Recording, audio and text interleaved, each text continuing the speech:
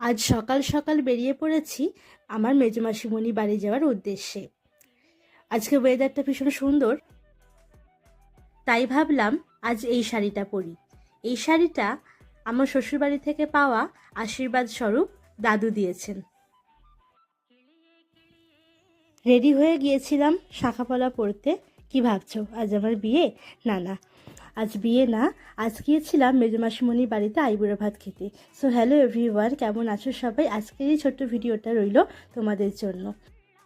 এই শাঁখাপলা এবং একটি সুন্দর শাড়ি আমি মাসিমণির তরফ থেকে আইবুড়ো ভাতে উপহার স্বরূপ পেয়েছি। তোমাদেরকে সেটাও দেখাবো কোনো একটা ভিডিওতে। শাঁখার যে ডিজাইনটা পছন্দ করেছিলাম সেটাই একবার দেখে নিচ্ছিলাম যে হাতে ঠিকঠাক হয়েছে কিনা।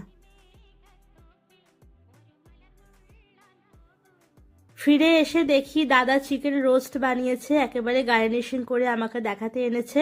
ভাইপোও আছে আমার সঙ্গে। এই হলো আমার আইবুড়ো ভাতের থালি। এখানে প্রতিটা রান্না আমার দাদা বৌদি দুজনে মিলে করেছে। তো ইনি হলেন আমাদের বাড়ির একমাত্র বৌমা, আমাদের একমাত্র বৌদি, আমাদের ভীষণ আদরের। তো আমাকে আশীর্বাদ করে পায়েস খাইয়ে দিচ্ছিল। যেহেতু এটা আমার প্রথম আইবুড়ো ভাত, তাই ভাবলাম তোমাদের সঙ্গে পুরো ভিডিওটা শেয়ার করি। এরপর আমার দিদা, মানে আমার বর্দি, আমি বর্দি বলে ডাকি, বর্দি আমাকে আশীর্বাদ করে পায়েস খাইয়ে দিয়েছিল। বর্দির শরীরটা সেদিন খুব একটা ভালো ছিল না।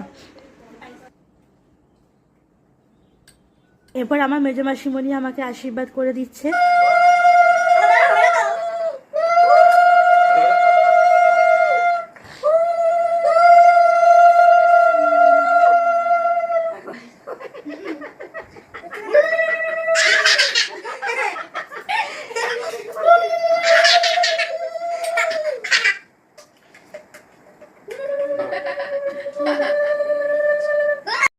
এবার আসছে আমাদের বাড়ির সব থেকে ক্ষুদে সদস্য, আমার দাদার একমাত্র ছেলে, আমাদের আদরের ভাইপো।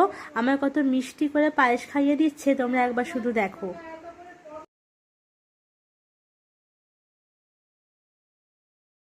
এই যে দাদা এসেছে আমাকে আশীর্বাদ করতে। তো দাদা আশীর্বাদ করছে, আর বোনের প্রতি এত যত্নশীল, সে ধান দিয়ে আবার ধান তুলেও নিচ্ছে। যাই হোক, দাদা কিন্তু আশীর্বাদ করেছে, পায়েসও খাইয়েছে, রান্নাবান্নায় বউকে হেল্পও করেছে এবং আমার জন্য স্পেশালি চিকেন রোস্ট বানিয়েছে, যেটা কিনা খেতে দুর্দান্ত হয়েছিল। সেদিন প্রচুর মজা করেছিলাম আমরা। এবার বাড়ি ফেরার পালা। ভিডিওটা এখানেই শেষ করছি। কেমন লাগলো তোমরা কিন্তু অবশ্যই কমেন্ট করে জানাতে ভুলো না। ভালো থেকো, টাটা।